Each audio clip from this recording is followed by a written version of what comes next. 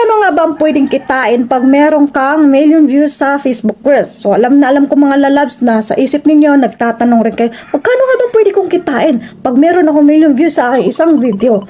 Okay, malaki nga ba ito or isang sintimo lang din?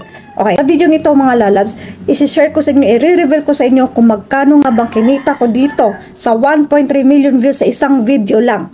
Okay? So, wag kayong aalis dyan. Dyan lang po kayo. Wag kayong kukurap. Okay? So, una, punta tayo. Papakita ko sa inyo yung aking professional dashboard. Okay? So, nandito na tayo sa aking professional dashboard, ha? So, punta tayo sa ating ads on Reels lang. Okay? Papakita ko sa inyo yung video na yon, yung specific video na yon na nagkaroon ng 1.3 million views. Okay? So, siya nga pala sa mga bago lang po naligaw sa channel ko. Baka naman pwede maglambing sa iyo dyan.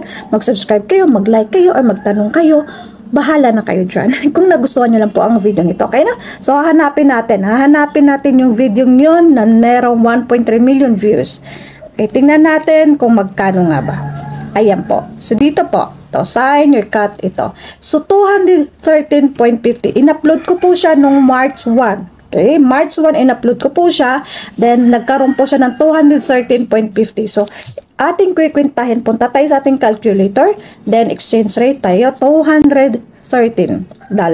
So, magkano nga ba sa piso yan? Okay? 11,900, almost 12,000 sa isang video lang po, ano? Sa isang video lang po ito, ha?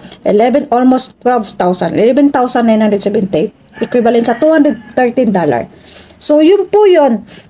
Hindi ko lang po sigurado kung pare-pareho yung kita ng isang content, ng isang video.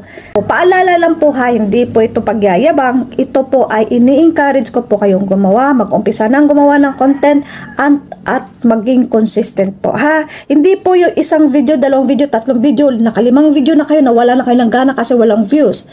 Kung alam nyo lang po, ang pinagdaanan ko dito, 2022 pa lang po ako nag-umpisa dito sa ads, dito sa page na to, ay bago lang po ako kumita dito, no? So, dapat hindi po mawala ng pag-asa. Hindi agad-agad susuko. Ganun lang po yung pinaka main ingredient sa Facebook para kumita tayo, ano? So, sana po nakatulong sa inyo dyan. Sana po nabigyan po kayo ng pag-asa at inspiration sa video ito. Mag-start na po gumawa ng original content po. So, you're welcome.